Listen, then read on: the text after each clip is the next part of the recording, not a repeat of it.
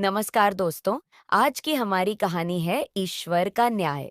मत मारो बहू, इस बुढ़िया पर तरस खाओ। 85 वर्षीय वृद्ध माँ अपनी बहू के आगे हाथ जोड़ रोती रही और रहम की भीख मांग रही थी। लेकिन आज उनकी बहू पर तो खून सवार था, जैसे वह आज अपने सासू माँ को जान से ही मार देगी। वह उनको बेल्ट से मारे जा रही थी। पास खड़ा उनका बेटा हंस रहा था और हंस कर बोल रहा था, बुढ़िया तेरे साथ यही होना चाहिए, तू इसी के लायक है। अगर अपनी सलामती चाह रही हो तो अपनी बहू को सच सच बोल दो। सच बता रही हूँ बेटा, मुझे नहीं पता कौन है यह 85 वर्षीय बूढ़ी माँ और अपने बहू के सामने क्यों गिड़गिड़ाते जा रही है और दया की भीख मांग रही है। आइए जानते हैं इस कहानी के माध्यम से। रात के 12 बज चुके हैं। आज जानकी जी परेशान होते हुए इधर से उधर घूम रही है। कब 10 से 11 और 11 से 12 और 12 से रात के 1 बजने ही वाला है, लेकिन आज जानकी जी का एक एक मिनट काटना मुश्किल हो रहा है। पर अभी तक उनकी बेटी जूही आई और ना ही उसका फोन। वह बार बार फोन लगा भी रही थी, पर उसका फोन लग ही नहीं रहा था। शाम से ही आंधी तूफान के साथ बारिश भी बहुत तेज रही थी। ऐसा लग रहा था मानो आज बारिश तो रुकेगी ही नहीं। बारिश को देखकर जानकी जी की चिंता और बढ़े जा रही थी। हे ईश्वर, पता नहीं कहाँ रह गई मेरी बच्ची, कहीं कोई मुसीबत में ना फंस गई हो। ऐसा सोचकर ही उनका दिल कांप जाता। वे तुरंत अपने घर के मंदिर में जाकर अपने प्रभु के सामने हाथ जोड़कर प्रार्थना करने लगती। मेरी बच्ची जहां भी हो, उसका ख्याल रखना। प्रार्थना करते करते उनकी आंखों से आंसुओं की धारा भी निकल रही थी। आज माँ का दिल बहुत घबराया हुआ था, लेकिन उनकी बेटी जो अभी तक नहीं आई थी, अभी अभी उसकी नई जॉब लगी थी, लेकिन कभी भी लेट होती तो अपनी माँ को फोन करके बोल देती। जूही वैसे तो अक्सर लेट ही हो जाती थी, फिर भी वह 8-9 बजे तक घर आ जाती थी। लेकिन आज तो रात के 12 बज चुके थे और अभी तक उसका कोई फोन नहीं आया। आज जानकी जी का अपनी बेटी जूही के लिए मन बैठ जा रहा था। जानकी जी एक बार फिर अपने पूजा के कमरे से बाहर निकलकर ड्राइंग रूम की खिड़की से बाहर की ओर देखने लगती है। लेकिन आज बारिश इतनी तेज थी कि बाहर देख पाना बड़ा ही मुश्किल था। इसलिए तो उनका दिल और घबराए जा रहा था कि कहीं उनकी बेटी के साथ कुछ अनर्थ ना हो जाए। फिर जानकी जी ने सोचा कि एक बार फिर से अपनी बेटी को फोन लगा कर देखती हूँ, शायद अब लग जाए। लेकिन इस बार भी उसका फोन नहीं लगा। अब तो वे दम से सोफे पर बैठ जाती है और उनके मन में बुरे बुरे ख्याल आने लगते हैं। तभी कमरे की लाइट खुली होने की वजह से उनके बीच वाली बेटी वैष्णवी, जो अपने कमरे में सो रही थी, उसकी भी आंखें खुल जाती है। तो वह दौड़कर उनके पास जाती है। माँ, इतनी रात हो गई है, अभी तक आप सोई नहीं। तो जानकी जी बोलती है, अरे इतनी रात हो गई है, अभी भी तेरी छोटी बहन नहीं आई है। पता नहीं, इतना कहकर रो पड़ती है। वैष्णवी उनके पास बैठी और बोलती है, हो सकता है माँ किसी काम में फंस गई होगी। अरे बेटा, रात के 1 बजाने वाला है और ना ही उसका फोन लग रहा है और ना ही उसका फोन आया। वैसे वह जब भी देर से आती है तो फोन पर बोल देती है, लेकिन आज ऐसा नहीं किया बेटा, मेरा दिल बहुत घबरा रहा है। तब वैष्णवी माँ को बोलती है, पहले आप आराम से बैठिए, आप ज्यादा ना घबराइए, नहीं तो आपका बीपी बढ़ जाएगा। और दौड़कर किचन में एक गिलास पानी लेकर आती है। पहले आप आराम कीजिए। फिर वैष्णवी जूही को फोन लगाती है, लेकिन उसका भी फोन नहीं लग रहा है। कहीं मेरी बच्ची किसी मुसीबत में ना पड़ गई हो। तभी वैष्णवी हंसकर बोलती है, माँ, तुम्हारी बेटी और मुसीबत में? अरे वह तो अच्छे अच्छे को मुसीबत में डाल दे, वह तो खुद एक मुसीबत है। आप भी माँ बेकार में उस मुसीबत के लिए परेशान हो रही हो, जानते तो हो ही। अपने छोटी लाडली बेटी को वो अपने आगे किसी की भी नहीं सुनती। उसको जो करना होता है वह करती है। अरे नहीं बेटा, लेकिन मैं एक माँ हूँ। जब तू माँ बनेगी तब तुझे समझ में आएगा कि मैं क्यों इतना परेशान हो रही हूँ। अभी तो तुम मुझ पर हंस ले। अरे माँ, आप तो सीरियस हो गई, मैं तो आपसे यूं ही मजाक कर रही थी। अरे आपकी छोटी बेटी और मेरी प्यारी बहन बहुत ही बहादुर है, वह अच्छे से अच्छे लोगों के छक्के छुड़ा दे। आप परेशान ना हो, बस आती ही होगी। तभी दरवाजे की बेल बजती है। वैष्णवी दौड़कर दरवाजा खोलती है। वैष्णवी को देखकर जूही बोलती है, अरे वह, आज तो आपने मेरे लिए दरवाजा खोला, क्या बात है, बड़ी चिंता हो रही थी क्या मेरी? चिंता और तेरी, मैं तो बिल्कुल न करने वाली। और उसका कान पकड़ते हुए बोली, तुम एक कॉल नहीं कर सकती थी क्या? देखा माँ कितना परेशान हो गई है, तेरे लिए आंसू बहाते जा रही है। तभी जूही दौड़कर अपनी माँ के गले लग जाती है और बोलती, अरे माँ, अब मैं छोटी बच्ची नहीं हूँ जो आप इतना परेशान हो जाती है। तभी जानकी जी बोलती है, बेटा, बच्चे चाहे जितना भी बड़ा हो जाए एक माँ के लिए, पर हमेशा बच्चे ही रहते हैं। अरे फालतू की बातें छोड़ो, पहले ये बता कि तुझे आज इतना लेट कैसे हो गया? वह लेट हो भी गया तो तू क्या मुझे एक फोन नहीं कर सकती थी? देख, तेरी बहन और मैं कितना परेशान थी तेरे लिए। तभी वैष्णवी बोली, अरे माँ, मैं और इसके लिए परेशान हो ही नहीं सकती, क्योंकि यह तो खुद एक आफत की पुड़िया है। मैं तो आपके लिए परेशान हो रही थी माँ तेरी।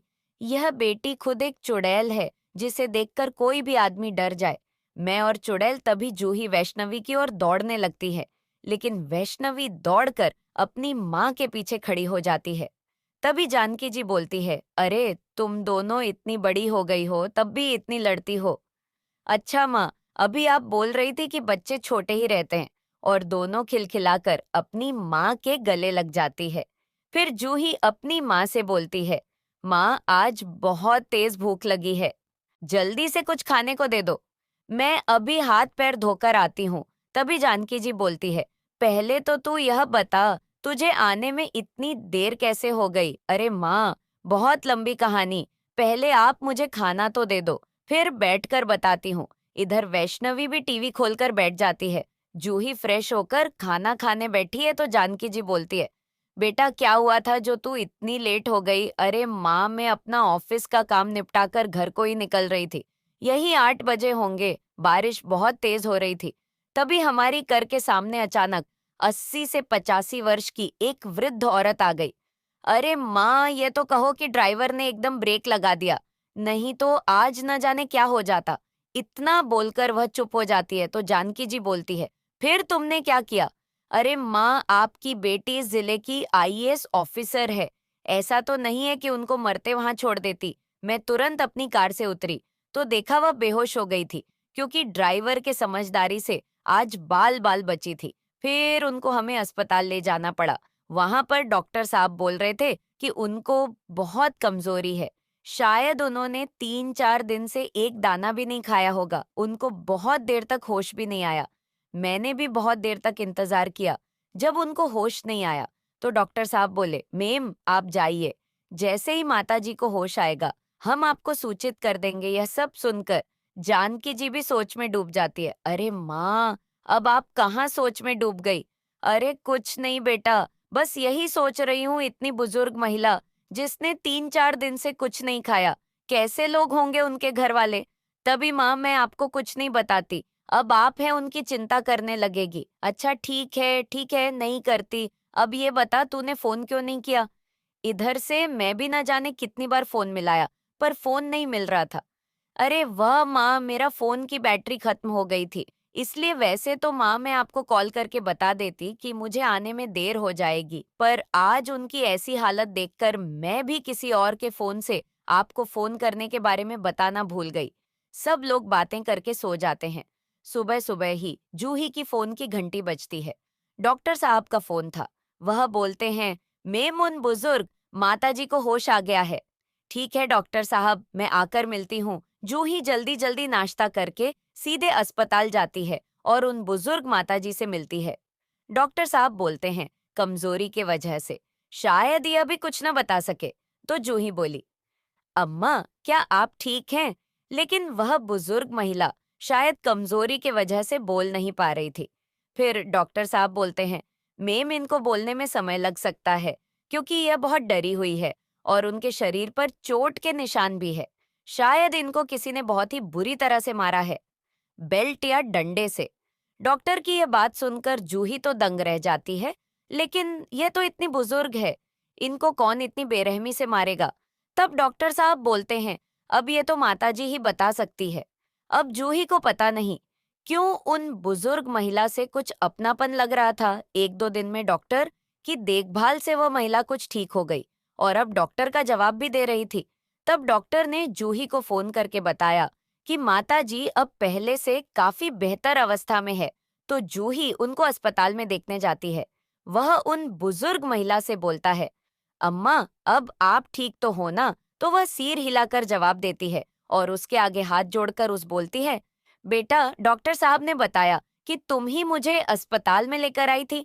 पर अम्मा, आप इस तरह इतनी बारिश में उस रात कहाँ भागे जा रही थी?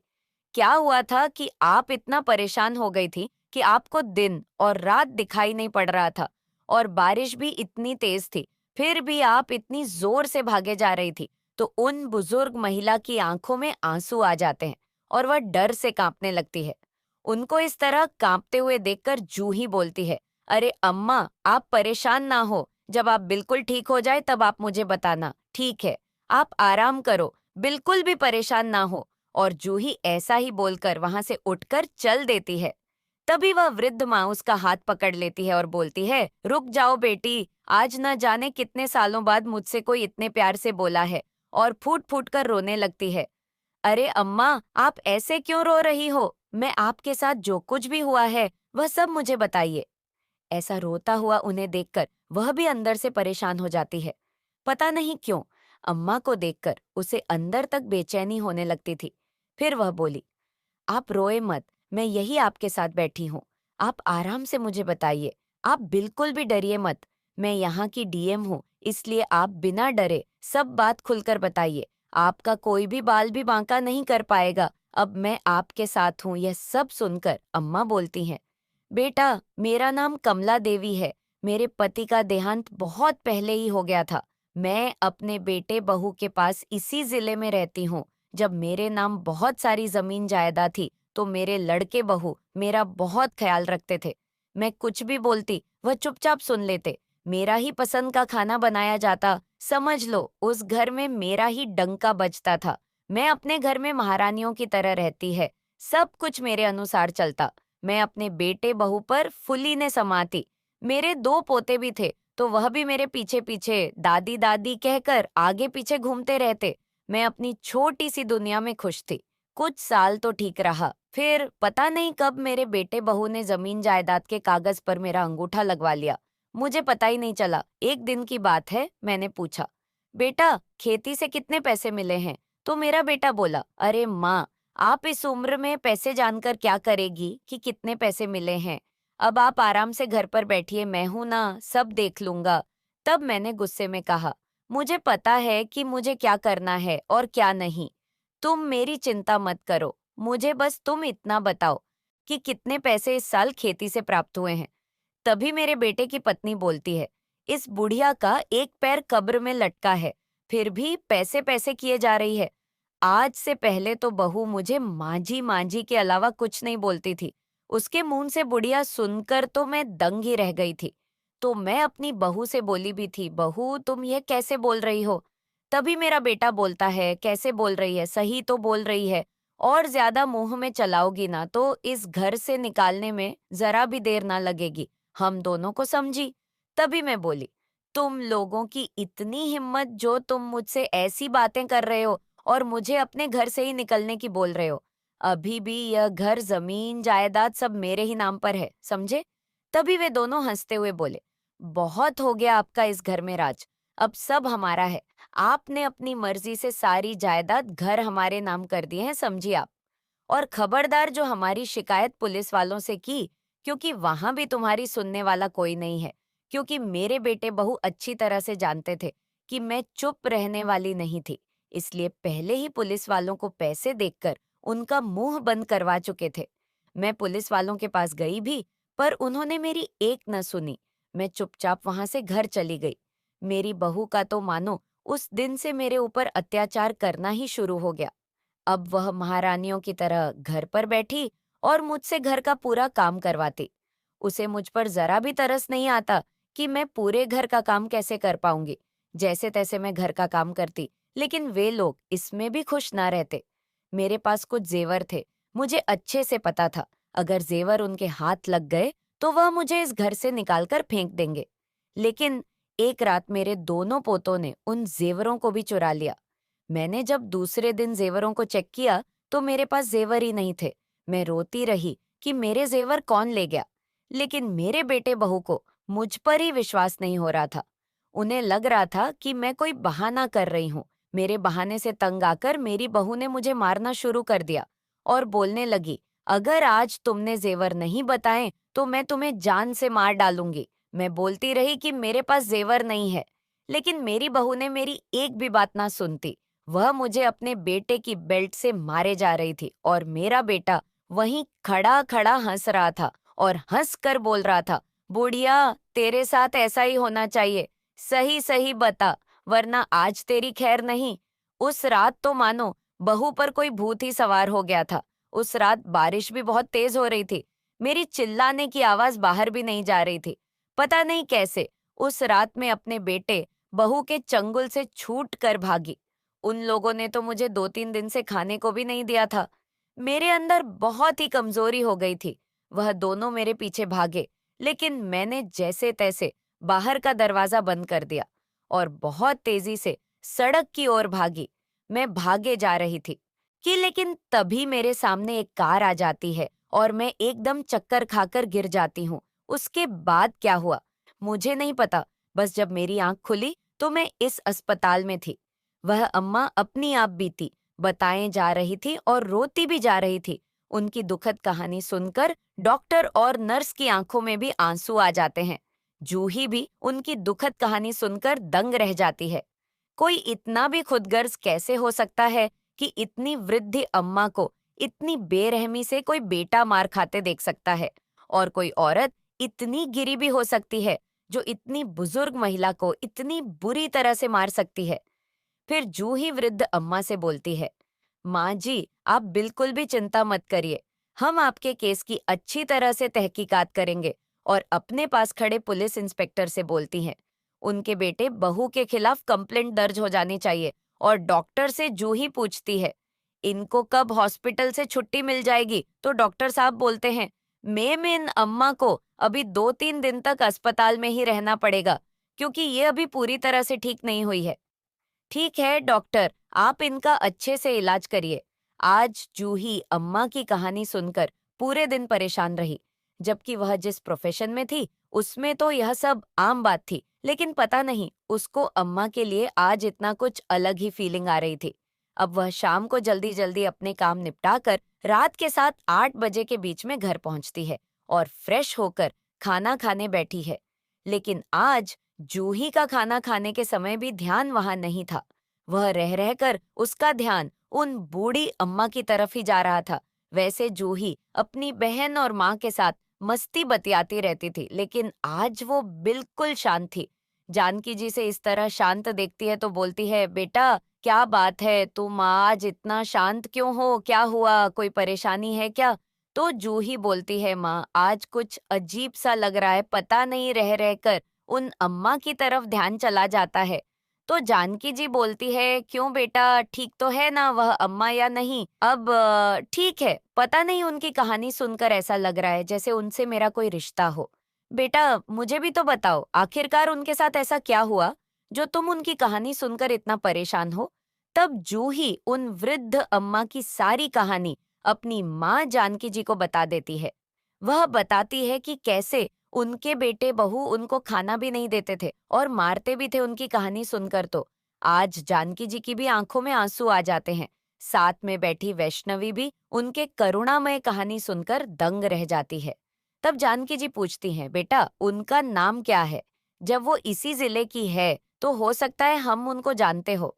अरे माँ, उन्होंने अपना नाम कुछ बताया तो था, पर मेरे ध्यान से उतर गया। डॉक्टर ने 2 दिन के बाद उनको डिस्चार्ज करने को बोला है। सोचती हूँ एक बार उनसे मिलती हूँ। ठीक है बेटा, कल सुबह अगर तुम जाना हो तो मुझे भी अपने साथ लिए चलना। मैं भी मंदिर के दर्शन करने जाऊंगी और वह मंदिर रास्ते में ही पड़ता है। और मंदिर के दर्शन के बाद उन वृद्ध अम्मा जी से भी मिल लूंगी, ठीक है माँ? लेकिन अब आप अम्मा के बारे में ज्यादा सोचने मत लगना। डॉक्टर ने आपको ज्यादा सोचने से मना किया है ना, और आपको पता ही है, आपके सिवा हम लोगों का इस दुनिया में कोई नहीं है। अरे पता है मेरी माँ, अब तू परेशान ना हो। मैं इतनी जल्दी अपने बच्चों को इस दुनिया में छोड़कर नहीं जाऊंगी। तभी साथ बैठी उसकी बहन वैष्णवी बोलती है, बस माँ, आप इस पर ही प्यार लुटाते रहे। मैं तो आपके कुछ नहीं लगती ही नहीं हूँ। अरे नहीं, मेरी बेटियां ही तो मेरी जान है, मेरे लिए तुम तीनों ही बराबर हो। अभी वह सब बातें कर ही रही थी कि तभी जानकी जी के बड़ी बेटी राधा का आना होता है। उसको देखकर वह सभी लोग चौंक जाते हैं। तो राधा बोलती है, अरे माँ, आज अचानक कि मुझे आना हुआ। मेरे नए केस के सिलसिले में मुझे कुछ काम यहाँ था, इसलिए मैं यहाँ चली आई। राधा जानकी जी की बड़ी बेटी है और जानी मानी वकील भी है। तभी नानी नानी मौसी मौसी कहते हुए चीकू और परी भी आ जाते हैं और उनको देखकर जानकी जी जूही और वैष्णवी खुशी से चहक उठते हैं। अरे माँ, मैंने सोचा इन दोनों की छुट्टियां भी थी तो सोचा इनको भी साथ ले आती हूँ। अरे बहुत अच्छा किया, चल आज तुम भी हम लोगों के साथ खाना खा लो। सभी ने अच्छे से खाना खाया, बच्चों से मिलकर खूब बातें की। सभी बहुत खुश थे। अगली सुबह जूही के साथ जानकी जी भी अस्पताल के लिए निकल जाती है। दोनों लोग रास्ते में पड़ने वाले मंदिर में जाकर माँ दुर्गा के दर्शन करती है। आज न जाने जानकी जी भी कुछ अंदर ही अंदर परेशान हो रही थी। आज उनका भी दिल घबरा रहा था, लेकिन वह माता रानी के दर्शन करने के बाद अस्पताल पहुंचती है और वहां पहुंचकर जूही जैसे ही अम्मा को आवाज लगाती है, अम्मा जूही की आवाज सुनकर ऐसे ही बैठ जाती है। तभी जानकी जी की नजर उन वृद्ध माँ के चेहरे पर पड़ती है, तो वह उन्हें देखकर अंदर तक हिल जाती है। और जैसे ही अम्मा की नजर जानकी जी के चेहरे पर पड़ती है, तो वह भी दंग रह जाती है और जानकी जी अम्मा को देखकर अपने अतीत में डूब जाती है। 60 वर्षीय वृद्ध अम्मा के आगे आज उनकी बहू जानकी जी रोए जा रही थी। माँ जी, कुछ समझ में नहीं आ रहा, क्या करूं? पता नहीं मेरी छोटी बेटी को अचानक क्या हो गया। माँ जी, आप जरा चलकर देख लो, कल से उसे बहुत तेज बुखार है। आज तो मैं उसे आवाज लगाई जा रही हूँ, पर वह बोल ही नहीं रही है। माँ जी, उसे किसी अच्छे डॉक्टर को दिखा दीजिए, नहीं कुछ अनर्थ ना हो जाए तभी। जानकी की सासू माँ बोलती है, बेटी ही तो है, मर जाएगी तो कोई पहाड़ नहीं टूट जाएगा। वैसे भी इन तीन तीन बेटियों की मौत हो जाए, बेटा तो तुमसे पैदा नहीं हुआ और मेरे बेटे को खा गई, वह अलग से चल हट यहाँ से। तभी उनकी बहू जानकी जी अपनी सासू माँ कमला जी के पैर पकड़ लेती है। नहीं नहीं माँ जी, ऐसा मत बोलिए, एक माँ होकर आप ही माँ के दर्द को समझ सकती हैं। तभी कमला जी अपनी बहू को एक जोरदार लात मारती हुई बोलती है, जब पाल नहीं सकती तो पैदा क्यों किया, कहीं ले जाकर मार दें बेटियों को। मां जी, मेरी बेटियां के लिए ऐसा मत बोलिए कि आपकी भी तो पोतियां हैं। अपनी बहू की बात सुनकर कमला जी गुस्से में बोलती है, अरे मनहूस कहीं की, मेरी कोई पोती नहीं है। मैंने कितनी बार अपने बेटे मोहन को इतना समझाया कि दूसरी शादी कर ले। तू ना तो बेटा दे पाएगी हमारे घर का वंश, लेकिन पता नहीं न जाने कहाँ का। उसको अपनी बेटियों का मोह चढ़ा था, जो मेरी बात सुनता ही नहीं था। जरूर तूने ही मेरे बेटे को मेरे खिलाफ भड़काया था। जो मेरा बेटा मेरी हर बात मानता था, वो अपनी दूसरी शादी की बात क्यों नहीं मान रहा था? पता नहीं तूने मेरे बेटे की बुद्धि ही भ्रष्ट करके रख दी थी। अब भुगत तो अपनी करनी को बड़ी बोलती थी, मेरी बेटियां ही मेरे बेटे हैं। नहीं मां जी, मैंने आपके बेटे को नहीं भड़काया। बेटे और बेटियां तो ऊपर वाले की देन है। तभी पास खड़ी है जेठानी बोलती है, तभी तो देवर जी को तुमने बेटियां पैदा करके बोझ तले दबा दिया। भले ही माना कि देवर जी कुछ नहीं बोलते हो, जरूर वे इसी सदमे में रहते होंगे कि उनका तो कोई वंश बढ़ाने वाला ही नहीं है, इसलिए उनका दिमाग काम नहीं किया और वह एक ट्रक में जा भिड़े। राम राम, न जाने उनके ऊपर क्या बीती होगी। मांझी, मैं तो बोलती हूँ निकालो इनको इस घर से, अब इनका यहाँ क्या काम है। तभी घर के बाहर वाले दरवाजे से जानकी जी के पिताजी कृष्णपाल जी आते हैं। उनको आता देखकर जानकी जी के जेठ रमेश जी बोलते हैं, माँ जी लो आ गए उनके पिताजी, भी उनकी ही कमी थी। कृष्णपाल जी अपनी बेटी को ऐसे रोते हुए देखकर बोलते हैं, बेटा तुम ऐसे क्यों रो रही हो, क्या हुआ बेटा? तो जानकी जी अपने पिताजी से बोलती है, पिताजी आप यहाँ कैसे? तो कृष्णपाल जी बोलते हैं, कमला जी ने हमें यहाँ बुलाया था। तभी जानकी जी से उनके पिता बोलते हैं, लेकिन बेटी तुम रो क्यों रही हो? तभी बीच में कमला जी बोलती है, हमने आपको अपनी बेटी को ले जाने के लिए बुलाया है, अब आपकी बेटी इस घर में नहीं रह सकती है। कमला जी की ये बात सुनकर कृष्णपाल जी आश्चर्यचकित हो जाते हैं और बोलते हैं, अरे आप ऐसा नहीं बोल सकती, मेरी बेटी इस घर में शादी करके आई है, आप उसके साथ ऐसा नहीं कर सकती। अरे तुम्हारी बेटी इतनी मनहूस है, जो हमारे घर को कुल दीपक ना दे सकी, बल्कि अपने पति को ही खा गई। तभी कृष्णपाल जी बोलते हैं, अरे आप इस पर ऐसा जुल्म ना करें। अरे इसकी 3-3 बेटियां हैं, वह कैसे उनका पालन पोषण करेगी? तभी कृष्णपाल जी अपने सर की पगड़ी रखते हुए बोलते हैं, मेरी बेटी के साथ ऐसा है, अनर्थ ना करें। और वह जोर जोर से रोने लगते हैं और दया की भीख मांगते हैं। तो पास ही खड़े जानकी जी के जेठ रमेश उनकी पगड़ी में लात मारकर बोलता है, जहां मरना हो वहां जाओ, बस हमारा पीछा छोड़ो। समझे बूढ़े और कृष्णपाल और जानकी जी को उनके तीनों बेटियों को धक्के मारकर घर से बाहर निकाल देते हैं। कृष्णपाल जी और जानकी जी उनके आगे रहम की भीख मांगते रहते हैं, पर उनको तो उनकी बीमार बच्ची पर भी तरस नहीं आया। कुछ देर जानकी जी और उनके पिता घर के दरवाजे के पास बैठे बैठे रोते रहे। आस पड़ोस के सभी लोग यह नजारा देख रहे थे। फिर अपने को संभालती हुई जानकी जी अपने पिताजी से बोली, पिताजी अब यहाँ इन लोगों के आगे हाथ जोड़ने से कोई फायदा नहीं है। कृष्णपाल जी वृद्ध थे और जानकी जी उनकी अकेली पुत्री थी। वह एक गरीब किसान थे। उन्होंने जैसे तैसे अपनी बेटी की शादी कमला जी के छोटे बेटे मोहन से की थी। मोहन जी अपने पिता की खेती का काम ही देखते थे, लेकिन एक सड़क दुर्घटना में उनकी मृत्यु हो गई।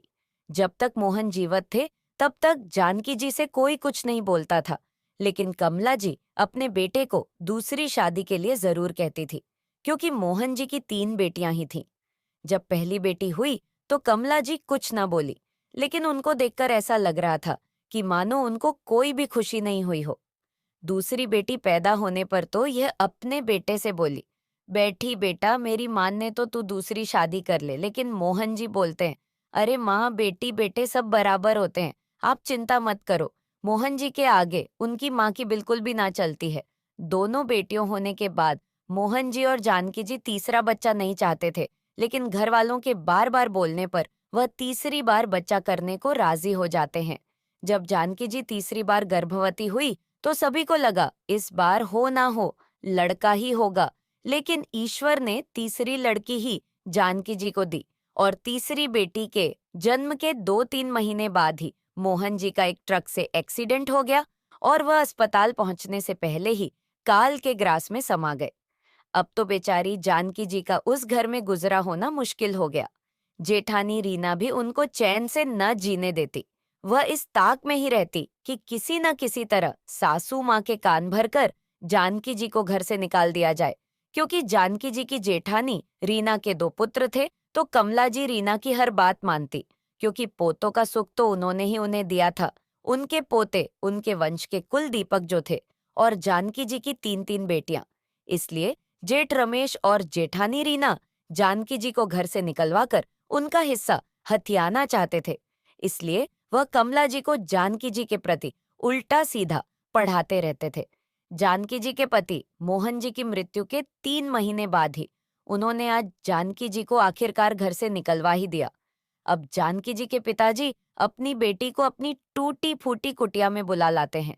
इधर जानकी जी की तीसरी बेटी जूही, जो बुखार से तप रही थी, उसकी तबीयत और ज्यादा खराब होने लगी। लेकिन भगवान का शुक्र था, जो कृष्णपाल जी के बगल में ही एक वेद चाचा रहते थे। जानकी जी तुरंत ही भागकर चाचा के पास जाती है और उन्हें अपने बच्चों को दिखाती है, तो वह चाचा उनके बच्चे का इलाज करते हैं, तो उसका बुखार उतर जाता है। लेकिन अब अपने बच्चों का पालन पोषण कैसे करें, ये उनको समझ में नहीं आ रहा था, क्योंकि उनके पिताजी भी बुजुर्ग थे। उनके पास जो भी थोड़ी बहुत जमीन थी, वह तो उन्हें बेचकर अपनी बेटी की शादी कर दी थी, और वह ऐसे ही थोड़ी बहुत कृषि उगाई पर उठा लेते थे और अपना खर्चा चला लेते थे। लेकिन अब अपनी बेटी और 3 छोटी बच्चियों का खर्चा उठाना तो उनके लिए भी नामुमकिन था। जानकी जी ने जैसे तैसे पुरानी सिलाई मशीन खरीदी, क्योंकि अभी उनकी छोटी बच्ची बहुत छोटी थी, सिर्फ 7-8 महीने की ही होगी, और वह उसको घर में अकेले छोड़कर कहीं काम पर भी नहीं जा सकती थी। इसीलिए उन्होंने घर पर ही लोगों के फटे पुराने कपड़ों को सिलना शुरू कर दिया। जानकी जी की 2 बड़ी बेटियां जो पढ़ने में बहुत होशियार थीं, उनकी बड़ी बेटी राधा 9 वर्ष की थी और बीच वाली बेटी वैष्णवी 6 वर्ष की थी। वैसे तो तीनों बच्चे अभी बहुत छोटी ही थी। पहले तो जानकी जी के पास ज्यादा कपड़े सिलने के लिए नहीं आते थे, लेकिन धीरे धीरे उनके काम के प्रशंसा पूरे जिले में फैल गई और उनके पास धीरे धीरे काम बढ़ता ही गया, क्योंकि जानकी जी को सिलाई का बहुत शौक था। उनके पिता भी थोड़ा बहुत खेती उगाई पर लेकर काम कर लेते थे और घर के कामों में जानकी जी की माँ शांति देवी जी सहयोग कर देती थी। इस तरह से दिन बीतने लगे जब जानकी जी की बड़ी बेटी 12वीं कक्षा में थी और छोटी बेटी 10वीं कक्षा में पहुंच गई थी और छोटी बेटी कक्षा 5 में थी। भगवान के दया से तीनों बेटियां पढ़ने में बहुत होशियार निकली। 1 साल के बाद जब कक्षा 12 और कक्षा 10 का रिजल्ट निकला, तो दोनों बेटियों ने पूरे जिले में टॉप किया। लेकिन कुछ साल बाद जानकी जी के पिताजी और माँ जी का देहांत हो गया। अब तो उनको अपने परिवार की बागडोर अकेले ही संभालती थी। कुछ साल यूं ही धीरे धीरे बीते। उनकी बड़ी बेटी राधा वकील बन गई और बीच वाली बेटी वैष्णवी बैंक में मैनेजर बन गई और सबसे छोटी वाली बेटी जूही भी कक्षा 12वीं की परीक्षा में प्रथम आई। वह सिविल सर्विसेज की तैयारी करना चाहती थी। उसने अपनी माँ को यह बात बताई तो जानकी जी ने उसे नहीं रोका, क्योंकि अब तो उनकी दोनों बेटियां अच्छे से सेट हो चुकी थी। जानकी जी की बड़ी बेटी की शादी भी अच्छे घर में हो गई और वैष्णवी की शादी पक्की हो गई। धीरे धीरे समय बीतता गया। जूही ने आईएएस क्लियर कर लिया। उसने इसमें 7वां स्थान प्राप्त किया। जूही उस जिले की ही कलेक्टर बनी जिस जिले में वह रहती थी। आज तो जानकी जी का सर गर्व से उठ गया था। आज उनकी तपस्या का फल मिल गया। उनकी तीनों बेटियों ने गर्व से उनका सर ऊंचा कर दिया था। तभी जूही अपनी माँ को आवाज लगाती है, माँ माँ कहाँ खो गई हो। तो जानकी जी अपने अतीत से बाहर निकाल कर आती है। जूही अपनी माँ जानकी जी से बोलती है, माँ ये है वह अम्मा जिनके बारे में मैंने आपको बताया था। तभी कमला जी हाथ जोड़कर अपनी बहू जानकी जी से एकदम माफी मांगने लगते हैं। आज जानकी जी को समझ में नहीं आ रहा था कि वह क्या करे। अम्मा जी को इस तरह अपनी माँ से माफी मांगते देखकर जूही अपनी माँ की तरफ अचरज भरी निगाहों से देखने लगती है और पूछती है, माँ क्या आप इनको पहले से जानती हो? तभी जानकी जी जूही को पूरी बात बताती है। वह भी सारी सच्चाई जानकर दंग रह जाती है कि कैसे उसकी दादी ने पोतों के खातिर अपनी बहू को धक्के मार के घर से निकाल दिया। इधर कमला जी अपने कर्मों की माफी मांगे जा रही थी। आज जानकी जी पत्थर की मूरत बनी खड़ी थी। जूही के हिलाने पर वह जूही से बोलती है, बेटा ये तुम्हारी दादी है। और कमला जी का हाथ पकड़कर बोलती है, नहीं माँ जी आप माफी मत मांगो। लेकिन जूही बोलती है, माँ इन्होंने तो आपके साथ कितना बुरा व्यवहार किया। लेकिन बेटा अगर हम भी इनके साथ बुरा व्यवहार करेंगे तो तुम्हारे पापा की आत्मा को शांति नहीं मिलेगी, क्योंकि वह अपनी माँ से बहुत प्रेम करते थे। इसलिए बेटा हमारा भी फर्ज है कि हम उनका ध्यान रखें। कभी जानकी जी कमला जी को अपने साथ अपने घर ले आती है। वहां पर वैष्णवी और राधा को भी सारी बात जब पता चलती है तो राधा अपने ताऊ जी और ताई जी के खिलाफ केस लड़ती है और उनका 5-5 साल की सजा दिलवाती है।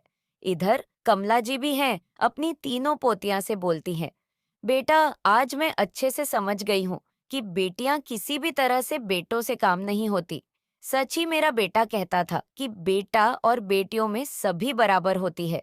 मैं कितनी बड़ी अनाड़ी थी उसकी बातों को तब समझ ना पाई और तुम लोगों के साथ में इतना अत्याचार किया।